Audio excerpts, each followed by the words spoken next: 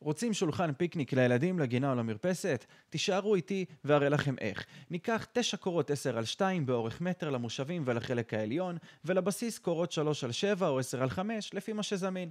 אחרי שחתכנו את המידות הרצויות, נסמן את הזוויות לרגליים ולקושרות ונתחיל לחתוך כל אחת בתורה. למי שלא יודע, עץ הוא חומר גלם חי, הוא מתכווץ ומתנפח בקיץ ובחורף, והברגים מאבדים את האחיזה שלהם עם הזמן. ובגלל שזה לילדים, חשוב לי לבנות שולחן חזק במיוחד, ובשביל לבנות שולחן חזק במיוחד, אני זקוק לדבק חזק במיוחד.